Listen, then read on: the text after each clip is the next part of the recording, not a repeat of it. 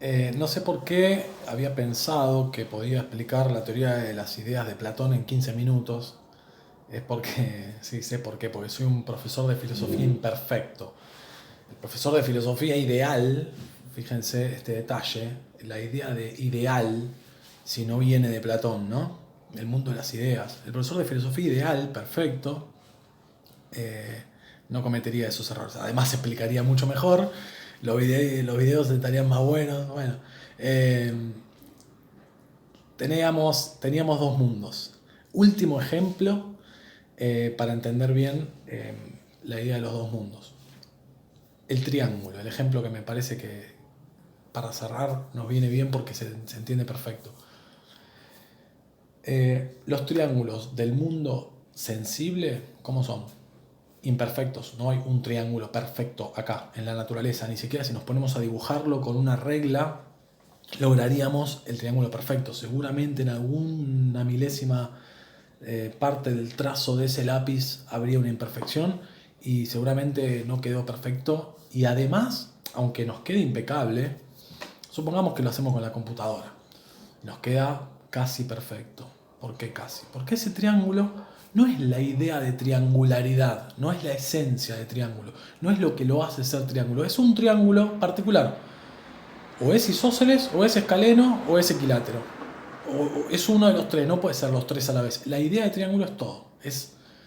No tiene eh, materialidad, por lo tanto no tiene, digamos, tres líneas. Es la idea de triangularidad, es la esencia del triángulo, es, por ponerle un nombre, que la suma interna de sus ángulos da 180, etcétera, etcétera. Y un montón de características más. Es la definición universal que buscaba Sócrates.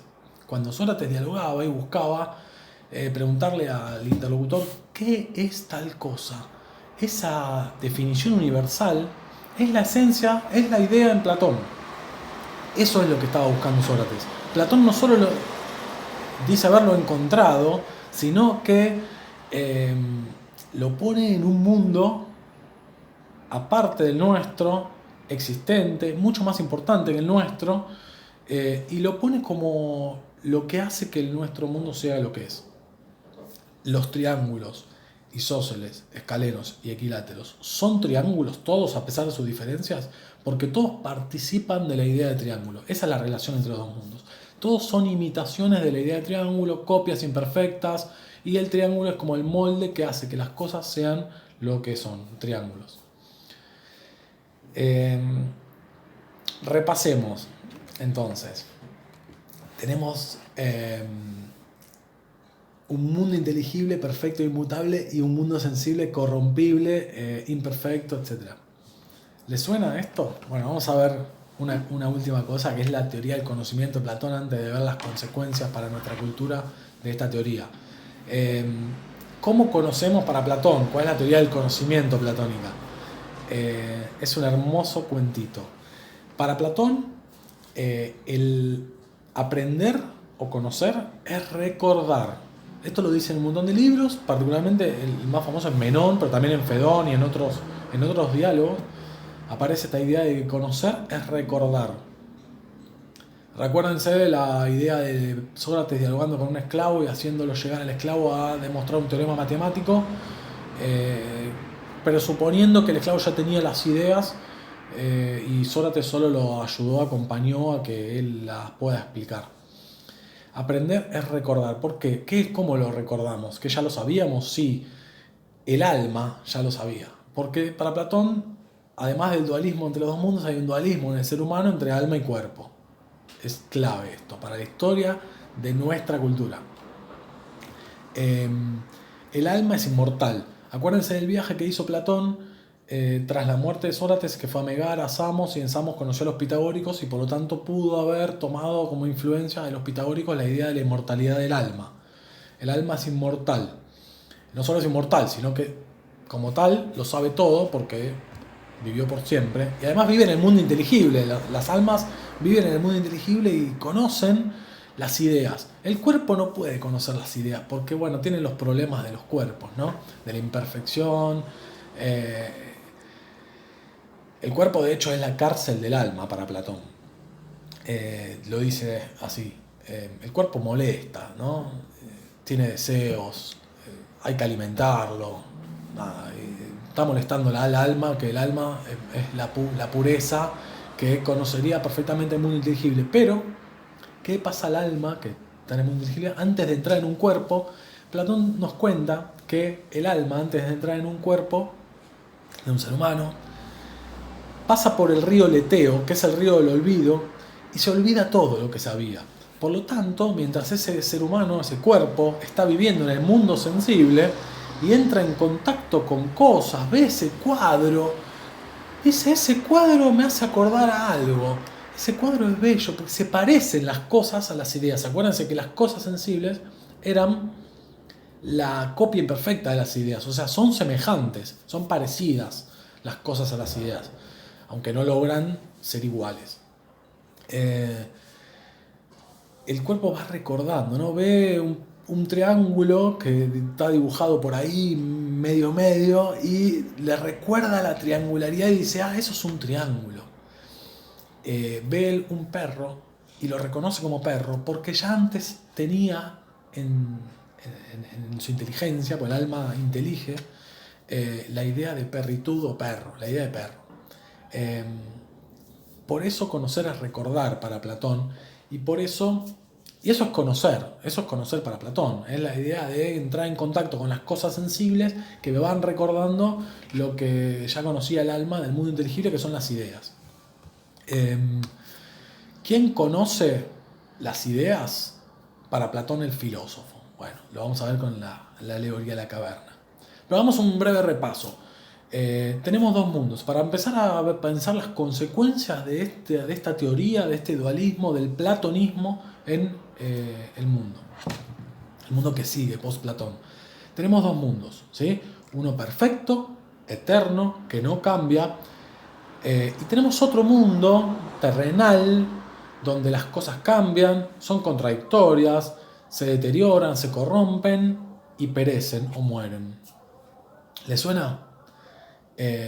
Hay una relación clarísima con el cristianismo, particularmente porque la Edad Media, los teólogos medievales han retomado muchísimas cosas de Platón y de Aristóteles, y hay una idea del cristianismo muy similar acá en juego, que es la idea del paraíso cristiano como eterno, perfecto, que se parece un poco al mundo de las ideas, y un mundo terrenal imperfecto, ¿no?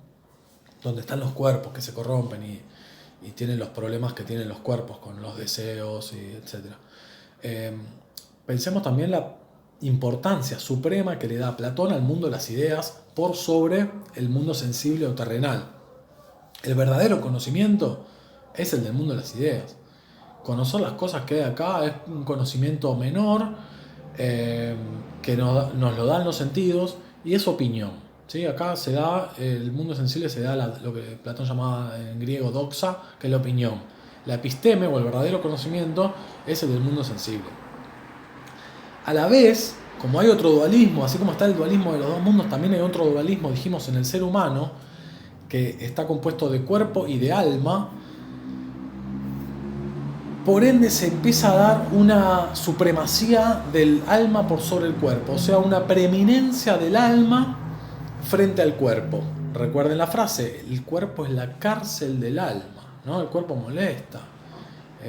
Por ende hay como una supremacía ya en Platón, pero más aún lo retoma el cristianismo, sobre todo lo intelectual, sobre todo lo espiritual, por sobre lo corporal, los placeres corporales, mundanos de este mundo terrenal, que serán denostados por el cristianismo y prohibidos. Esta es una de las tantas influencias de Platón, pero también para el tiempo que vivimos hoy, donde hay tal vez una crítica a esta idea del cristianismo muy, muy corriente, y por ende, por decirlo de alguna manera, pareciera que hay una preeminencia del cuerpo como para oponernos a lo anterior por sobre lo espiritual, y tal vez ya en los griegos estaba todo contenido, ¿no? También estaba contenido una idea que nosotros en nuestro tiempo olvidamos, en la época de la preeminencia del cuerpo y de darle muchísima más importancia al cuerpo que a todo lo demás, a lo espiritual, olvidamos tal vez que hay que tratar de mantener una armonía entre el cuerpo y el espíritu, o la mente, o el alma, como lo quieran llamar. Recordemos también, por último, lo que veíamos en la primera unidad de la materia, que es la filosofía. Había una definición platónica de filosofía, que es la idea de la filosofía como ejercicio para la muerte o como preparación para la muerte. Esto ahora lo vamos a poder entender mejor. ¿Por qué la filosofía nos prepara para la muerte? Porque el alma, la filosofía es el ejercicio del alma que cuando se libere de ese cuerpo que es la cárcel, va a poder estar mejor preparada para acceder al mundo inteligible. La filosofía es el camino para Platón del filósofo que va a tratar de acceder al mundo inteligible, o sea, al verdadero conocimiento, a la episteme. Y por otra parte, pensemos también por qué Sócrates acepta tan de buen gusto su condena a muerte, ¿no? Para empezar a relacionar los temas.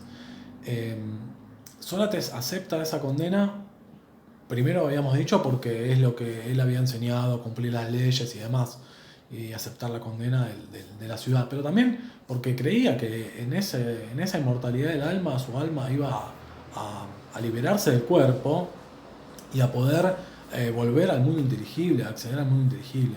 Esta idea de la inmortalidad del alma nos tranquiliza sobre una de las cuestiones fundamentales del ser humano, una de las preocupaciones más claves del ser humano, que es la preocupación por la muerte.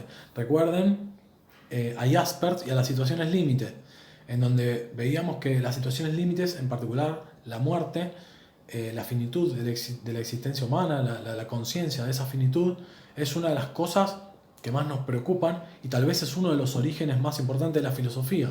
Lo vamos a trabajar como una unidad en particular más adelante, el tema de la muerte, pero por ahora nos interesa entender que la conciencia de la finitud de la existencia humana es tal vez uno de los orígenes de la filosofía más importantes. Piensen, si no, en Platón dolido por la muerte de Sócrates y casualmente construyendo una teoría en la que hay un mundo en donde las ideas, esas cosas que existen ahí, no mueren, ¿no? Son eternas. Es tranquilizador, ¿no? Frente a esta preocupación tan propia del ser humano, que es la conciencia de nuestra finitud, del hecho de que somos finitos y que nos vamos a morir. La idea de que el alma es inmortal, o la idea de que de que las ideas no mueren y que están ahí en el mundo inteligible, es muy tranquilizadora. También la idea de un paraíso cristiano al que nos vamos, donde todo es perfecto, es tranquilizadora. Lo analizaremos más adelante cuando trabajemos con la cuestión de la muerte, pero no quería dejar de mencionarlo porque hay lecturas de Platón en esta línea. Y por último, lo que vamos a trabajar en el próximo video es la alegoría de la caverna en profundidad, porque ahora que conocemos la teoría de las ideas, vamos a poder entender que esa alegoría no es más que para Platón una metáfora de los dos mundos, pero a la vez podemos entenderla hoy como una forma de camino hacia el conocimiento verdadero. Y también nos podemos preguntar si hay conocimiento verdadero. Es decir, Sócrates no llegaba nunca a esa definición universal. Platón la postula su existencia, ¿no? Como si existiera esa verdad en ese otro mundo. ¿Pero existe? Vamos a dejarlo acá por hoy.